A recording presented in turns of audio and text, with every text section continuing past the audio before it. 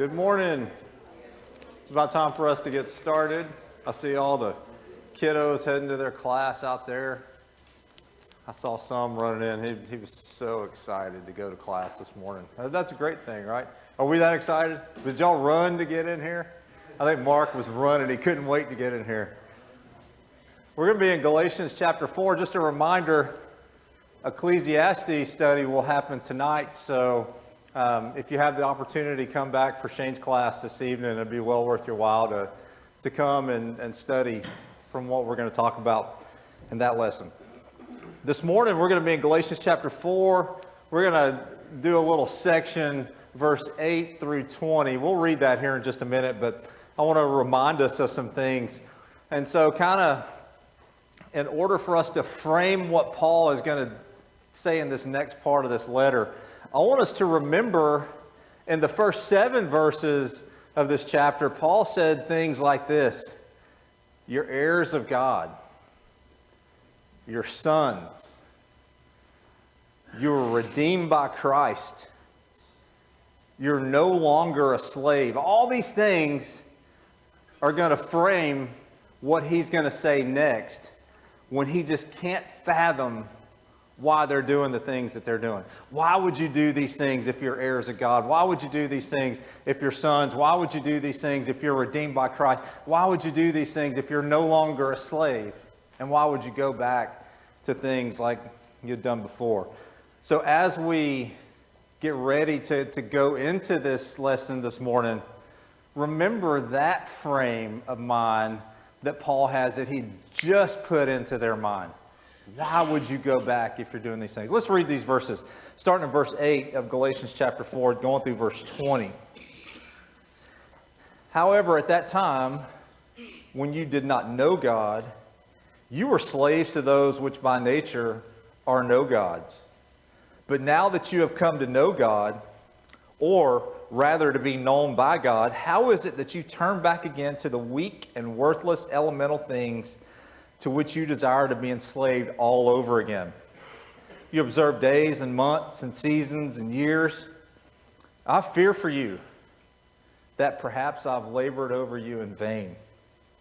I beg of you, brethren, become as I am, for I have also become as you are. You've done me no wrong, but you know that it was because of bodily illness that I preached the gospel to you the first time. And that which was a trial to you in my bodily condition, you did not despise or loathe, but you received me as an angel of God, as Christ Jesus himself. Where then is that sense of blessing that you had? For I bear you witness that if possible, you would have plucked out your eyes and given them to me. So have I become your enemy by telling you the truth? They eagerly seek you, not commendably, but they wish to shut you out so that you will seek them. But it is good always to be eagerly sought in a commendable matter, and not only when I am present with you. My children, with whom I am in labor until Christ is formed in you, I am again in labor until Christ is formed in you. But I could wish to be present with you now, and to change my tone, for I am perplexed about you. That's very interesting what he has to say here, and we're going to talk about that this morning. What's he mean when he says they were slaves to those which by nature are no gods? That's what he says right there in the beginning of that section. Let's read it again. However, at that time when you did not know God, you were slaves to those which by nature are no gods. What's he talking about? Ray? The thought of the whole world is that there are other gods out there, Buddha and all these kinds of, the whole world talks about other gods. And we know that there is one God, only one God. And so these are not gods at all. By nature, you're worshiping everything but the real, true God. Do you think it's an indictment on how they had lived before and the things that they had done before? And so he says, before you knew God, you were slaves to all these things that aren't gods at all. And remember how we're framing this, because he said it in the beginning of this chapter, you're heirs of God, you're sons, you're redeemed by Christ, you're no longer a slave to those things. And so he says, you were a slave to these things. Why would you go back? Why would you go back? Anybody else? Anybody else have another answer to that? What does he mean when he says they're slaves to those which by nature are no gods? Okay? He's in shock. I want you to put your mind, in your frame of mind, into what Paul says and what he says to them. He can't fathom it. He can't believe it. It strikes him right in the face. And he says, wait a second. Can you picture this? This is how I would have said it. Hold on just a second. Do you see what you're doing? Wait just a minute. And this is what Paul says. Let me ask you guys this. How were some of the traditions that they were turning to, in effect, slavery all over again? Were they? Yes? What do you think? Now they were becoming slaves to the old Jewish law Okay. that they were never knew of or practiced in the beginning. And remind me, the people that were, these teachers that were teaching them these things and trying to bring them back there, were they keeping that whole law themselves? Were they doing all the right things? No, they weren't. And why were they forcing this on these people? To make themselves feel important, right? And I think that's such an important thing. And Paul says, I can't believe it. He just can't even fathom why they would do the things that they're doing. And so what we have to understand is that the traditional Jewish things that they were turning to were not things that God was requiring of them. He was not requiring these things. However, these people, these Judaizing teachers who were teaching these things to them, were teaching them as, oh, yeah. You can be saved, but you have to do this, and you have to do this, and you have to do this. And Paul says, do you not understand? You're sons. You're heirs. You were redeemed by Christ. Remember what he said in that last section? Christ born of a woman under the law so that what could happen? He could redeem those, right, that were under the law. It's such an important thing. And so I think about how Paul would have said this to them and how maybe it would have been different if he was able to say it in person. Because we all know, can you imagine if Paul could have texted? We all would send text messages and you're like, man, what's the tone of that text message? I don't think there's any doubt about what Paul's tone is here, right, in his message to him.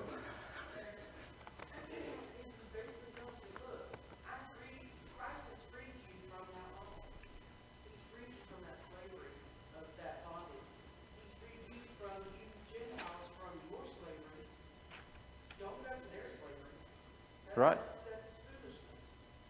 And so these people who wanted to feel good about themselves by teaching these things, I think that they just couldn't grasp, they couldn't imagine, they couldn't get their mind around the fact that Gentiles could actually be part of this. And here's what I think. I said, I think it could be anything. It didn't have to be circumcision or the things of the law. What it was is these people from the Galatian people were allowing things to come in and take over their faith that God didn't command, that God didn't require. And I think about how our society is today. Could we do that same thing? Could we allow things to creep into our life that are contrary to what God wants or against what God wants or things that God doesn't require? Could we be the same as the Galatian people? I think we can. I think it's a good warning for us to see here. They had come to know God, and God had come to know them. We're going to get to that in just a second. Even with that taking place, they turned their back on God. Let me ask this. He says that they turned their back on God. How? How had they turned their back on God? God had presented to them a better plan, his own son, and they accepted him. But then they wanted to go back to what was before, which was no longer effective. Do people today, let me ask this, do people today turn their back on God in the name of religion? What do you guys think? Ray, I see you shaking your head back there. What do you think? Do you think they turned their back on God? They do. They do. But how? Could we do that? I mean, can we take the warning that Paul gives to the Galatians and can we apply that to us? Could we turn our back on God? Could we? You know we could. You know we could.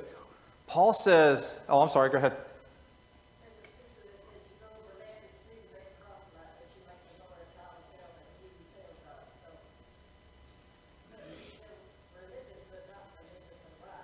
Okay. Some people are religious but not religiously right. I think that's a good thing that you say there. This is what he says. They turn their back on God in favor of the weak and worthless elemental things. I like how he says that, the weak and worthless elemental things. Why do you think, though, that they would so easily, because I remind you what it says in chapter 1 around verse 6 when he says, I just can't believe that you're so quickly turning. Why would they so quickly turn, you think, to these weak and worthless elemental things? Quickly. I mean, not like the way that he says it, it makes me feel like that Paul was there, Paul left, these Judaizers came in, and now all of a sudden, quickly they've turned.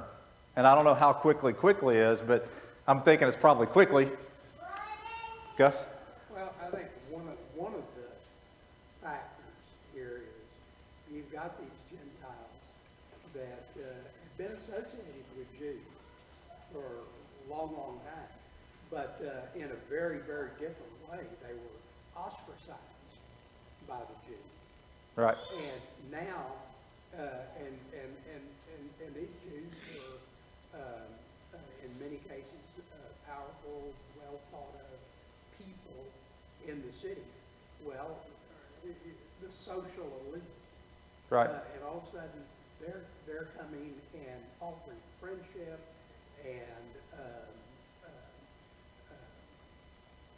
comradeship and stuff with them. I can see where that would be very alluring. Right. And easy to fall into kind of a trap. Do you guys think it's easy to fall into things like they fell into? Could we as Christians fall into things easily just like they did? If you hear the thing that sounds good to you, or you see the thing that you like, or whatever else, people are being nice to you, people are maybe more powerful and that they're taking you in. Could you see how Christians today could do the same thing that the Galatians did? That's why it's so important for us to see this and study this, because I think a lot of times hindsight, the 2020 of hindsight, we think, well, I would have done X, Y, Z. Well, who knows? Who knows? But what we do know is that these examples are here. So one of the things that I think is when he talks about them turning their back on God, when do you think that happened? This is what I think happened. The Judaizing teachers came in and started to teach, and the second that they stopped and said, oh, that sounds like a great idea, right then. It didn't take a whole long time, Ray. In addition, Paul was gone. And that's what he's saying. I have to be with you every hour of the day for you not to fall away. So yeah. Paul left, and the Judaizing teachers came in. We don't know how long that took, but it was quick. We think. And so, do you think when they read these things or have read to them these things that Paul wrote, that it would have had an effect on them, should have had an effect on them? I think it's very interesting. One of the verses that I look here that I think probably should have been the most effectual to them is verse 11. This is what he says. I fear for you that perhaps I've labored over you in vain. I mean, can you imagine? Can you imagine this? He's writing to Christians. And when he writes to the Christians, he says, I fear that I may have labored over you in vain. And we're going to talk about later how I don't think Paul had given up on them. No, but he's right there means, to me, I'm ashamed of what I Okay? Do you ever feel that way? Well, I want you to hold that thought. Hold that thought, because we're going to get to that later in the lesson. But what I'm going to ask you later is, do you ever feel that way? Do you ever feel like, man, maybe I've labored in vain for some of the things that I'm doing for someone else? We'll get to that in a second. This is what he says. He says that they knew God. More importantly, God knew them. Why is that significant? Why is it significant that not only that they knew God, but even more important, that God knew them? As a Gentile, that day and age, you could feel disenfranchised. God didn't even know you. I mean, the chosen people were the Jews, and here I am, a Gentile, and I've got no hope. And now, hope is brought to them. God does know them. And so, Do you guys think that that's something that the Jews would have used towards them? That God doesn't even know who you are. God doesn't even know you. You're not keeping this law that we've had to keep for all these years. How can you be known by God if you can't even be circumcised, or you can't even follow these things, these elemental things that Paul says, these worthless elemental things? How could God know you? Should that have been something? And remember the frame of mind for what he says here, that they're sons, they're heirs, that they've been redeemed by Christ, they're no longer slaves. And now he says, God knows you. God knows you. Should that have been something that should have struck a chord with them? Let me ask you this. They may have been a little still too weak and new, so they didn't know how to defend themselves, maybe. Okay. As well as they should have. As well as they should have. Okay, and so she says that, if you couldn't hear, maybe they were weak and they were so new that they didn't know how to defend themselves. Could that happen to a Christian today? Could new Christians run the risk of falling back into things of the world? What should we do as people who've been Christians for a long, long time when someone becomes a Christian? We talked about this the other week, how becoming a Christian is not the finish line. Which line is it? The start line. So practically, what kind of things can we do for new Christians to help them not do what the Galatians did and fall back into the things of false teaching and those things? What can we do for them? Okay, Bible studies. What? Relationship that has a constant care and understanding, because there will be times, there's times for all of us, especially on that new path. And I think Paul is doing that here, but sometimes you have to be a little hard about it too. Right. Yeah, and Paul was pretty hard about it, right? Relationships are super important, like Karen said. Do you think people would be more likely to listen to somebody that they have a relationship with versus someone who, talks down to them or just talks at them?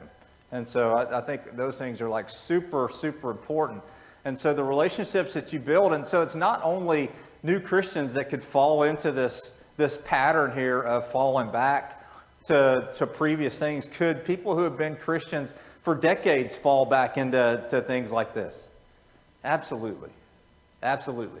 And so these relationships that Karen talks about are super important, not just for new Christians, but they're important for all of us. It's important for all of us to have people to keep us accountable and to keep us on the right path and to help us.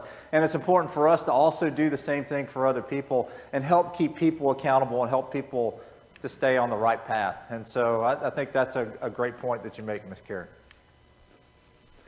Paul feared that he may have labored over them in vain. So we got to this.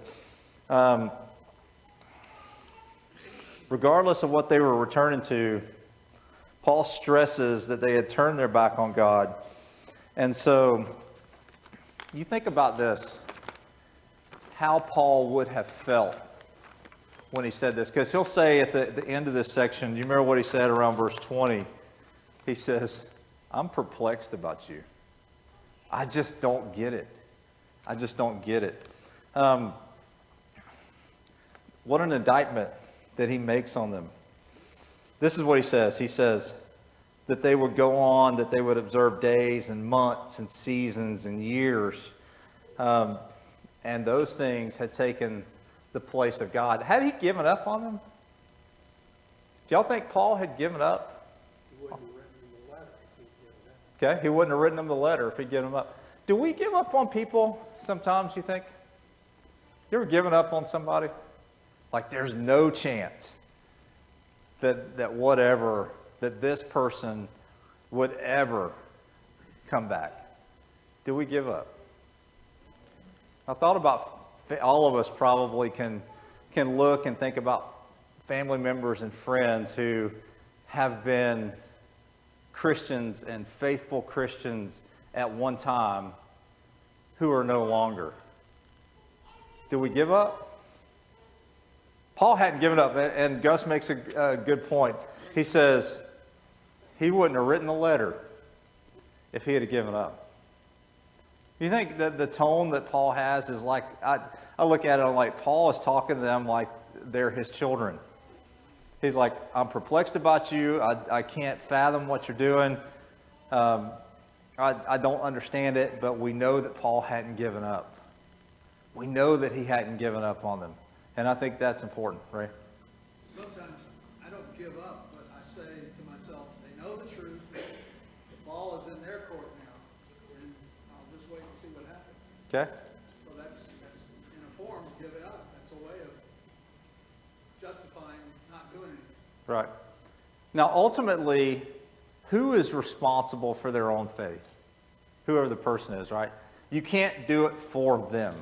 Let me ask you this. Why do you think Paul would feel like he had described that he had, he didn't understand, that he felt like he maybe had labored over them in vain, where he says later that he's perplexed about them? Why do you think that Paul, or why would he feel that way? We had a very personal, intimate relationship with his congregations. With all of them, he had spent so much time with them, talking with them and preaching to them. He loved them. He actually cared for them. Do you think this hurt Paul a little bit, the way that they were living their life? Do you think it hurt him some to think, I can't believe it? Not that it maybe hurt him personally, but that it hurt his mind to even fathom that they knew Christ, that they were sons, that they were heirs, that they were just giving it up. And so that's how I feel like when I read what Paul says, that basically he says, I can't believe that you would just give it up for nothing. For nothing. Because what's he say again? Well, we read it earlier. Those things that they were returning back to, remember, they were weak and worthless elemental things, is what they were returning to. So what weak and worthless elemental things to me says that it's nothing.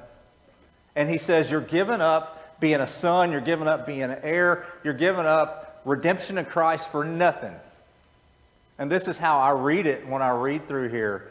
And so no wonder Paul feels the way that he feels. Because how much effort do you think Paul had spent teaching and working with this group? Not only this group, but other groups as well. Lots of work, right? Lots of work. Jack? Sorry, as a new Christian, I think lots of times you're open. You're so excited. That you're open to suggestions that may not be right. Because where Paul fell down, he wasn't there, and he didn't realize when his false teachers came in. Right. They were right. And Paul couldn't be there all the time, right? In fairness to him, he couldn't be there all the time. Because what else was he doing? I mean, Paul was a busy fella. And Paul was going to here, to there, to here, to there. And so, but you think about why he felt like the way that he felt. And I don't think it has anything to do with him personally. I think it has everything to do with the spiritual mindset that Paul maintained throughout all of this. That, these things, you're giving up Christ for nothing. And that just keeps coming back to me as I read and talk about this. So Paul begs him. He's like, become like I am. How was Paul? When he tells them, become like I am, what was he? Okay? Follower of Christ, full believer. Had he given up things in his life? All right, now somebody explain to me Paul's faith before he became a Christian. Strong? Okay, what faith did he follow before? Strong Jewish faith, right? Strong Jewish faith. Paul knew this law, right? Paul knew these things that they had, that they were going to return to. Thankfully, he wasn't done with them yet. He wasn't done with them yet. And I think that's a great thing for them. Let me ask you this. What things do you think that these people, these Galatian people, would have had in common with Paul? No one here, I'll give you the first one. Christians. Had these Galatian people, and so I made a big deal about that when we started this class, who he was writing to. Yes, Gentiles predominantly, there were Judaizers that were there, but he was writing to Christians. So that's the one thing that they had in common. What other things might they have had in common with Paul?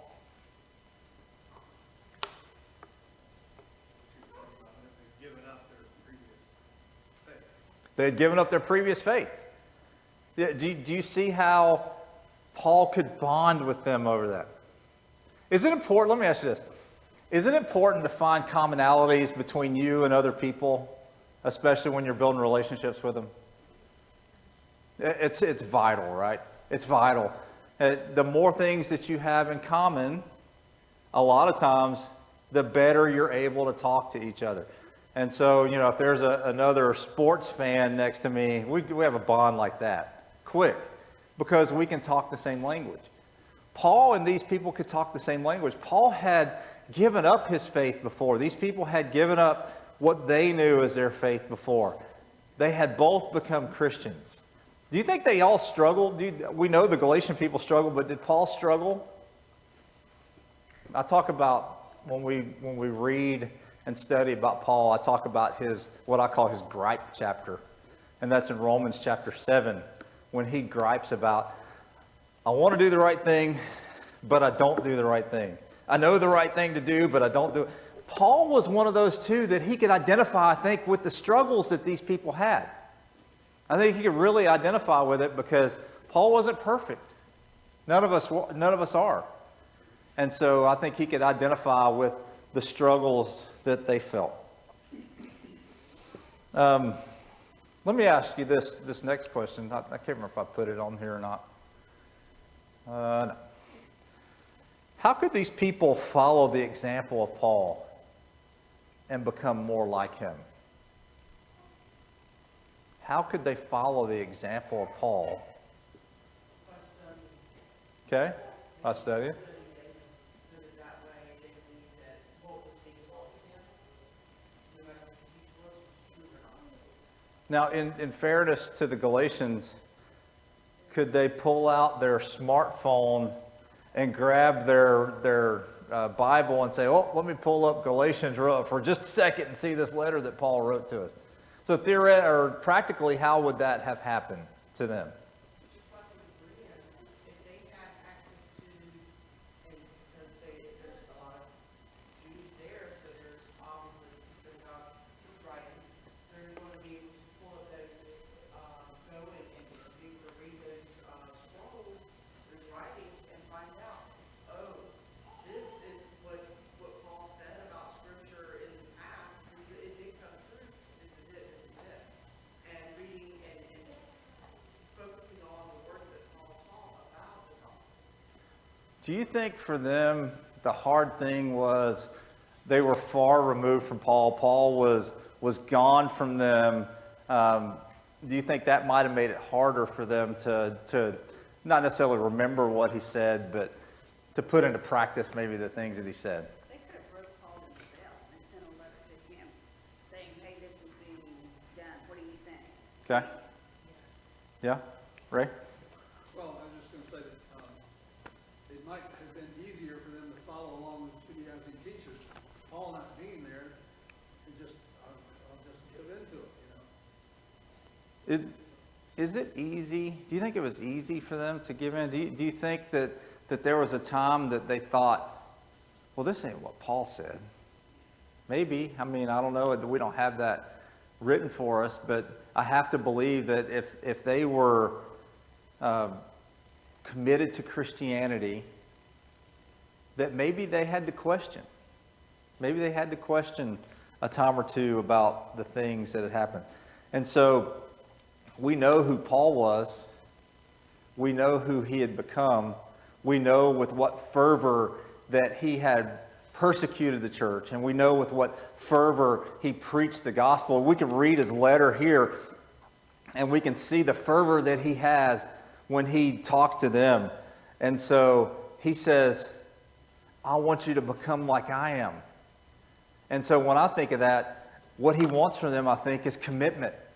He wants them to be committed. He wants them to be all in. We've talked about this in this class before, being all in. He wants them to be all in with their faith. He wants them to love and serve God first. When he says, become like I am, I think it has absolutely nothing to do with him personally or physically, and it has everything to do with his mindset to serve God first. And so when he says, become as I am, that's what he says. They had these things in common where they could bond with Paul over and understanding about the things that they had gone through versus the things that he had gone through. Yes, ma'am?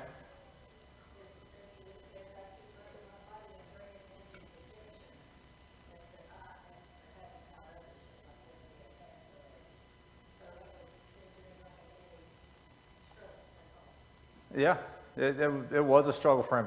This is what he says. He says, you received me before. You received me as if I was an angel or Christ. You remember that? We read that. It's in verse 12, 13, 14.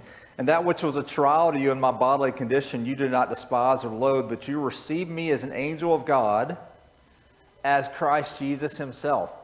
And so they had previously received Paul and his teachings, and they believed those things, and they followed those things, and they did those things that he had told them.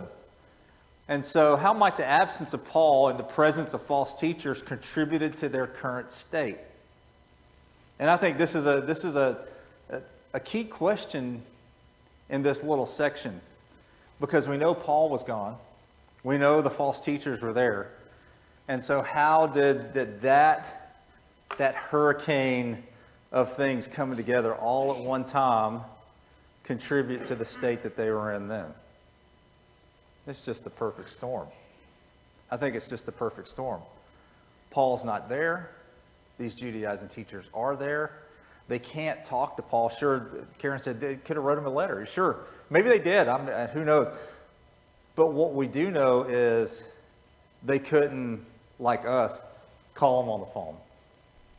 They couldn't reach out to him immediately and get an answer back from him. They knew what he had said, and they knew what they had done, but it's just a perfect storm. Could that perfect storm come up in our life? The absence of people who maybe are helping us on our path in combination with other people who want to derail us in our life, and that perfect storm happen. I don't want us to think that Christians today are immune from the same things that the Galatians went through. That perfect storm can happen even today.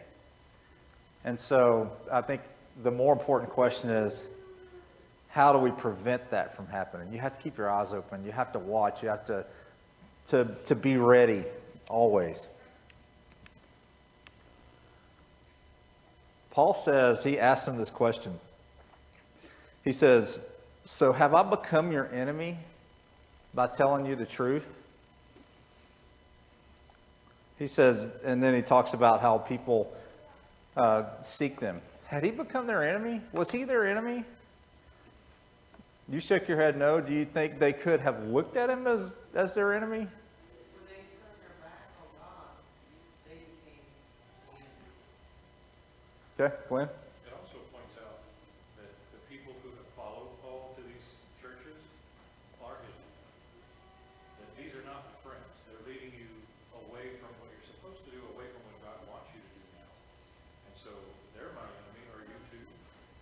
Right? Shane?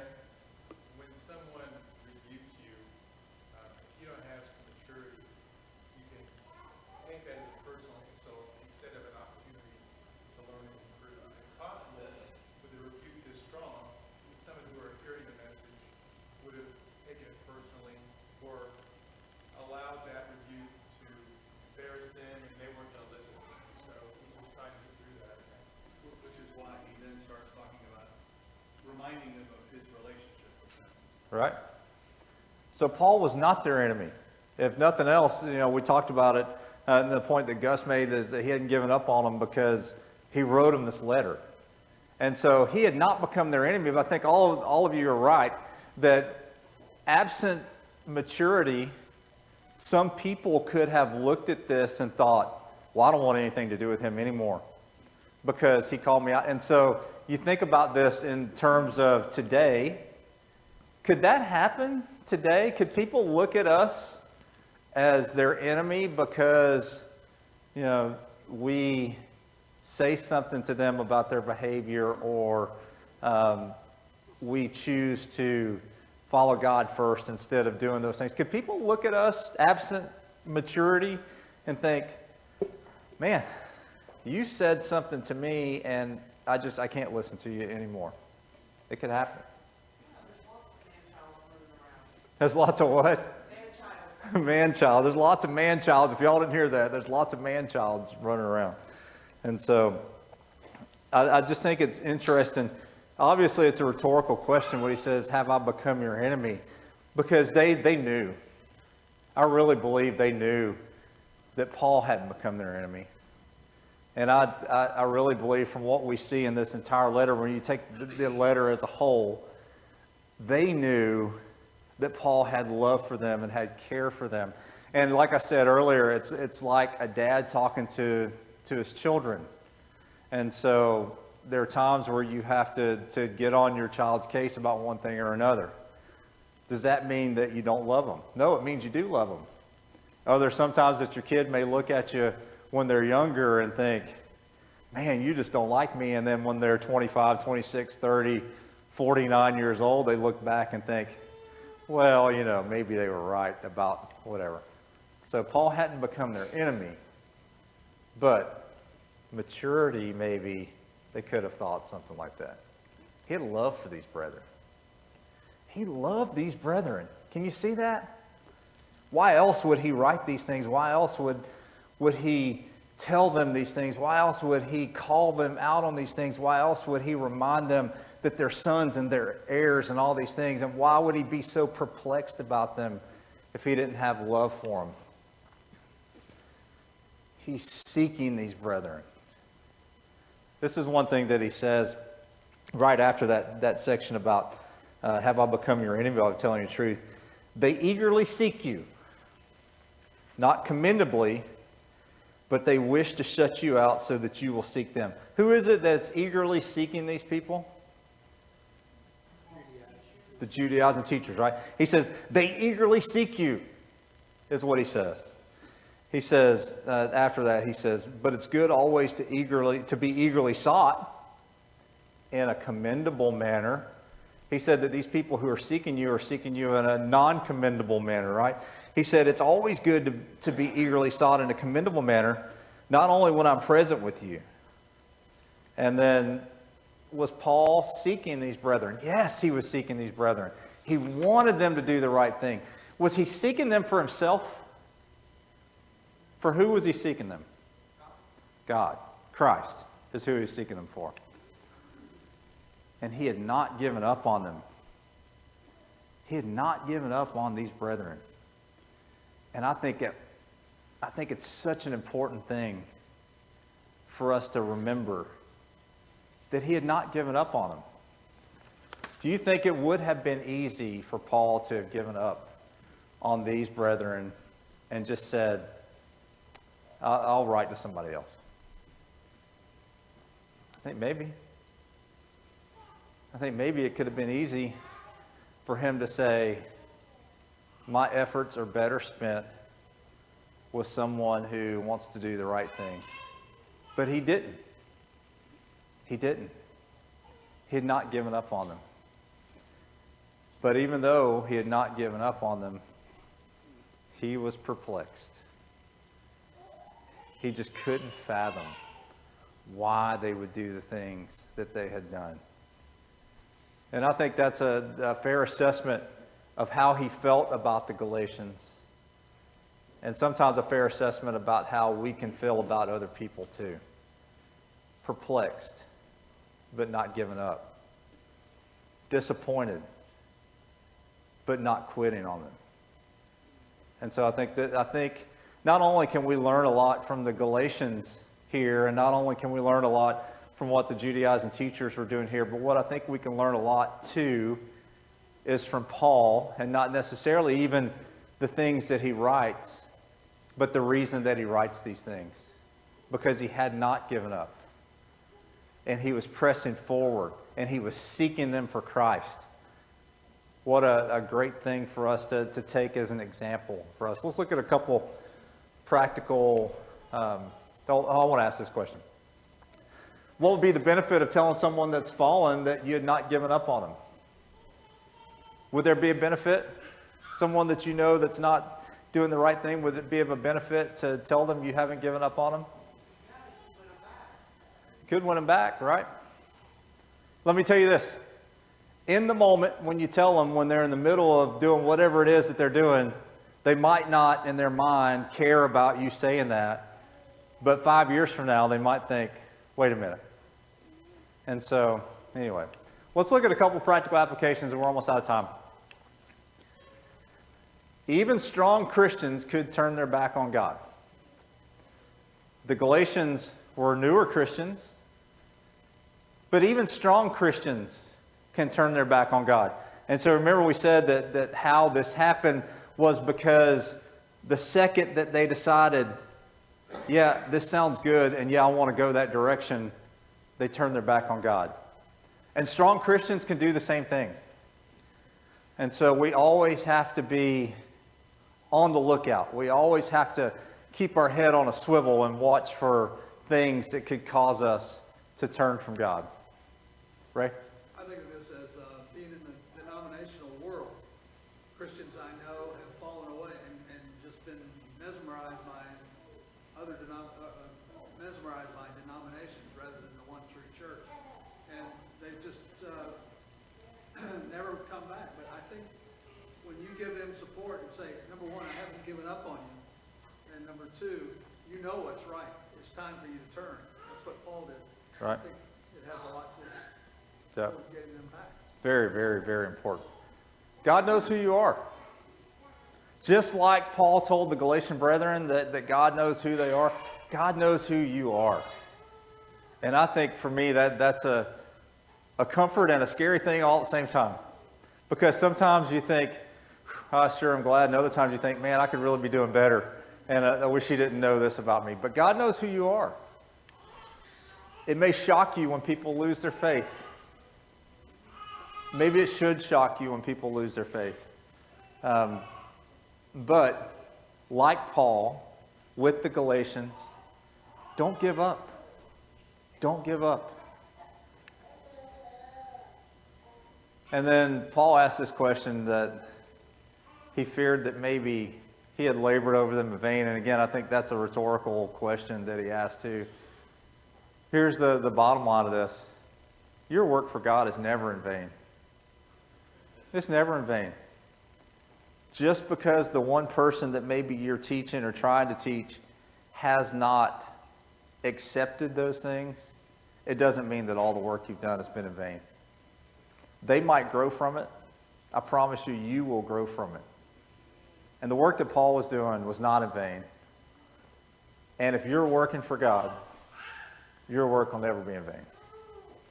Any last questions or comments before we're done?